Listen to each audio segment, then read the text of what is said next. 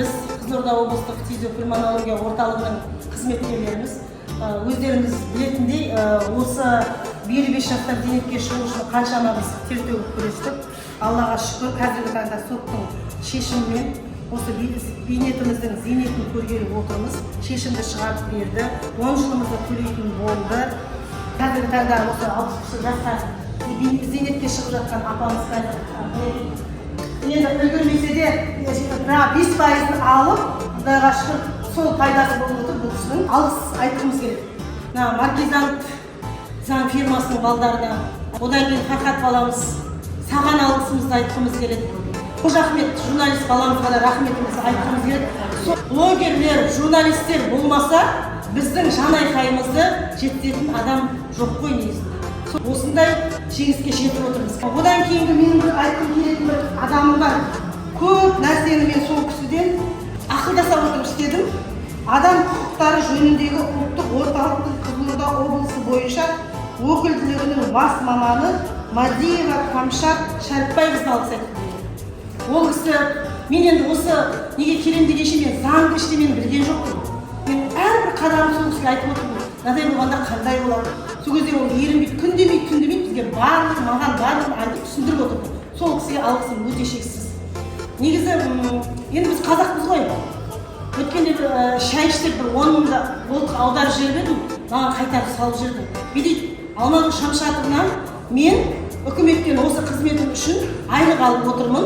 Мен бұл ақшаңызды алмаймын деп. Сол кезде мен біртүрлі бір жүрегімде қуаныш болды. Ойпырмай-ай, осы біздің қазақтарымыз бар екен ғой. Осындай адал, өзінің қызметіне адал, еліне адал. Осы блогерлерді, мысалы, блогерлер бәрі айтады, ой бар, ана блогер пәленбай соң ақша алады, анау деген пәленбай соң ақша сұрайды дегенді көп естідім. Бірақ өзінің жолында кездескен, Фархат болсын, Қожа Ахмет болсын, бір тиын ешқай сұраған жоқ, мен соның куәгері болдым. Осы ненің жолында жүріп.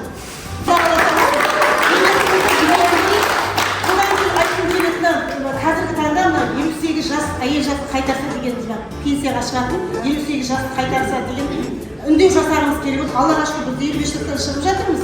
Бірақ бізден де басқа әйелдер бар. Жаңағыдай өзінің ауыр жұмыс жасайтын, бірақ ағзасына зиян болмағанымен, бірақ ауыр жұмыс жасайтын әлде әйелдер бар бізде. Солардың барлығы 58 жастан шықса деп бізде тілейміз да, өйткені әйел баласы ол жұмыс істейді, үйге келіп тағы да тізім таппайды. Сондықтан ертең 61-ге келіп, мысалы үшін апам 61-ге келіп отыр, қолында аяғы. Ендігі күні мысалы үшін аяғын емдетеді, алған пенсиясы тек жаңағы дәрісіне кетіп жатыр, емделуіне кетіп жатыр. Ал осындай біз сиясына 55 жасқа қараңыз, қандай жас, қандай әдемі.